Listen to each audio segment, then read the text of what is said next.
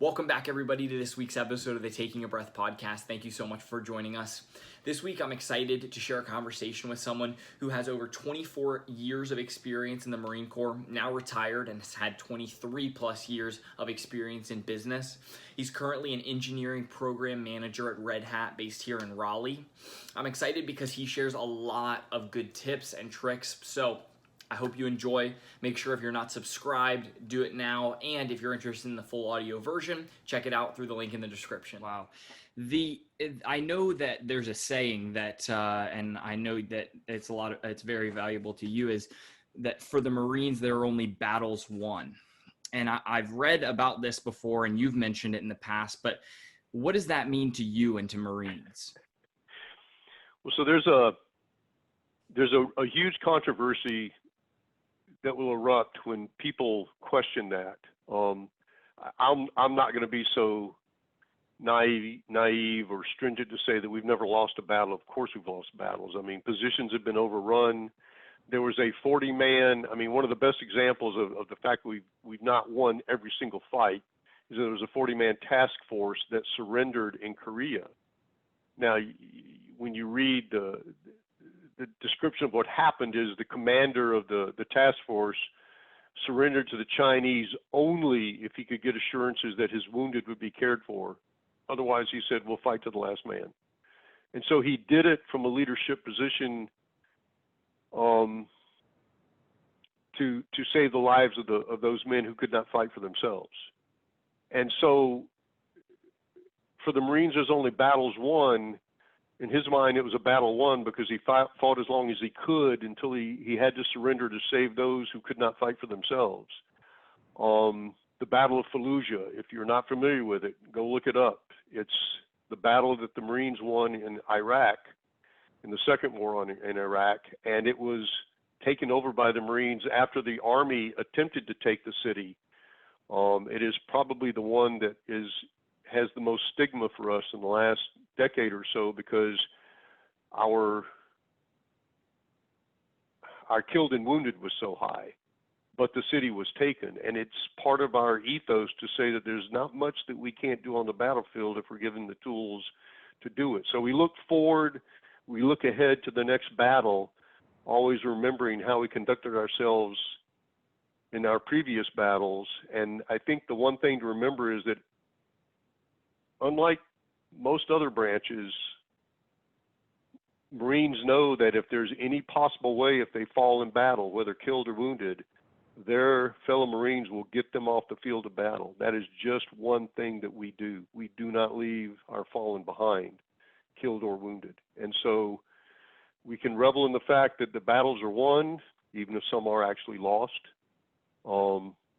because we fight with and for our fellow Marines, and not necessarily for the politics that might have driven us onto the field of battle.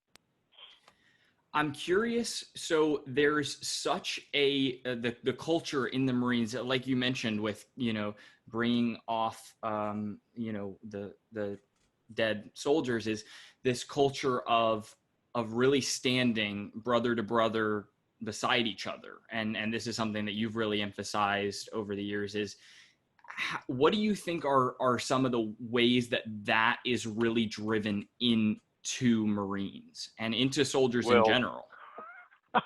Yeah, not just the Marines, but I think it's probably more extreme in the Marines than you'll find in the Army, and then consecutively more so than the Navy and then the Air Force. But everybody's treated the same.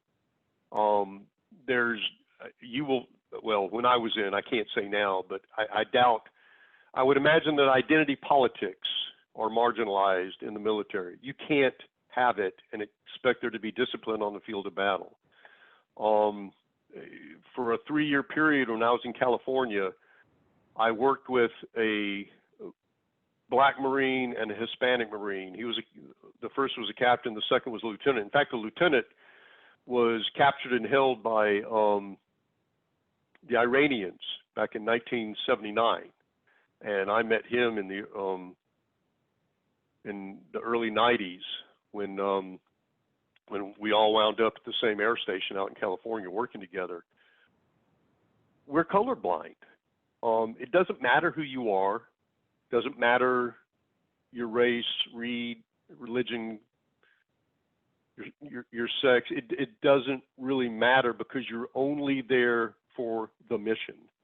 And when things get tough and you're with your unit, and even when you're not in combat, when you're in cadre, just doing your day-to-day activities, the people beside you are the ones who mean the most, because you're working to further the mission that all of you are trying to complete on a day-to-day basis.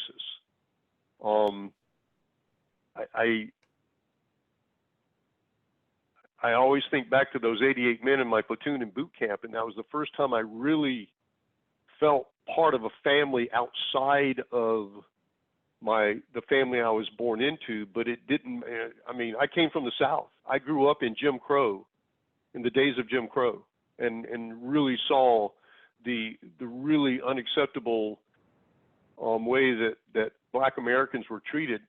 But in boot camp at 17, my bunkie was a Black Marine. It was unthinkable to me, and I got over it really quick because I had to. I shed a lot of the things that were put into me as I grew up, because you can't. And so these people were my brothers and sisters, and still are, in the service, in the Marines, and in the military as a whole. But you literally are, when the bullets start to fly, or when things go to hell and the mission gets tough, everybody's brothers and sisters in uniform. And that is the way it's been, and I'm hoping that's the way it always will be. Wow. Yeah, that's incredible. And do you think there are things that people that aren't in the service could take away, that they could be learning to be treating the people around them like what you're talking about? Or do you really feel like it's uniquely the mission that you guys are on? No, I think that's a great question. When you asked me to do this, I thought back to the one thing that was, when I became a corporal in 1975 and I was 19 years old, I was taken aside by my NCOs and my staff non-commissioned officers, and I was treated differently because now I had responsibility and a certain legal responsibility over the people who were junior to me.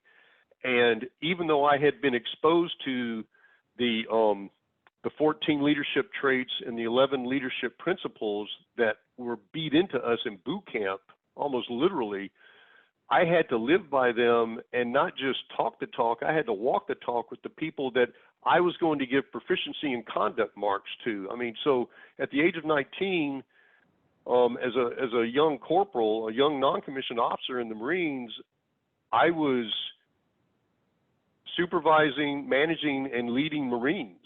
And that never changed from that day to the day that I retired as an active duty Marine major. I became more senior in rank and had more people. At one point, I was managing 400 electronics technicians and contract civilian engineers.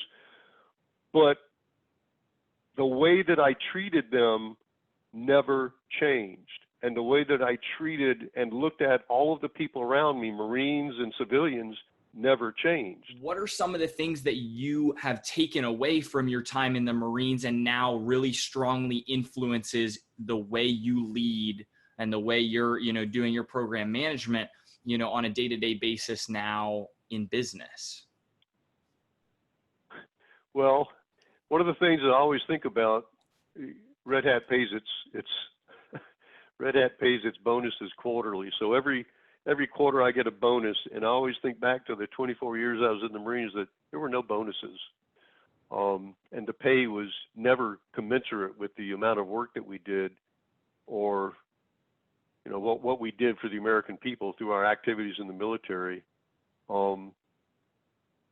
Most of the bases I were on had been built in the 30s, if not before that. So the surroundings were obviously not opulent. But post-military, in the civilian world, I worked in some of the really nicest buildings I've ever seen.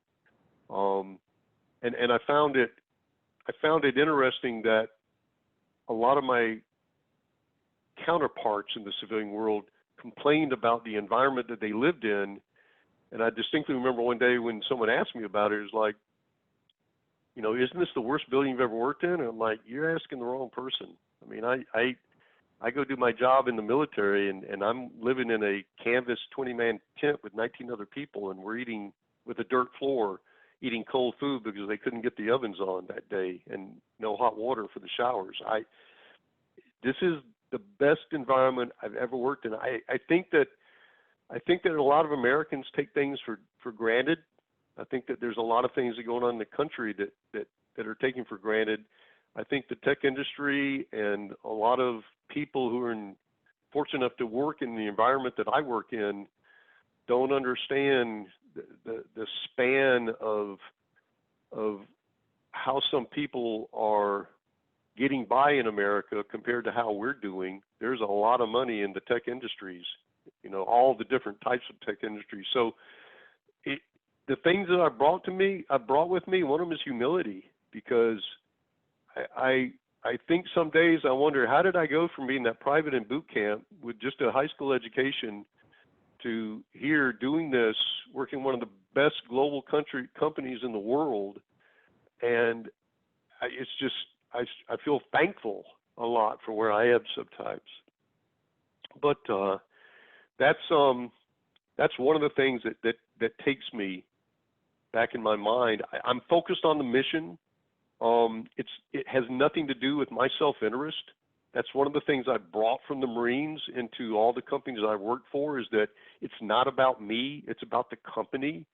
It's about facing off our competitors. Maybe at times I have been a little bit too aggressive about that, but at the same time, I know that our competitors would put us out of business in a heartbeat so they could dominate the markets we all compete in. So, it is kind of corporate warfare, which I've lectured at times to people when they ask me, how do I view things? It's warfare. It's corporate warfare, but it is the same thing. It's just using different tools to compete in a playing field. And by looking at it that way, I try to be as competitive as humanly possible and make the best contribution I can make to make my company the most competitive they can. That's what I bring. Thanks so much for watching this week's episode. If you're interested in more content, make sure to follow our Instagram at Taking a Breath Podcast. And as I mentioned at the beginning, you can check out the full audio version through the link in the description. See you next week.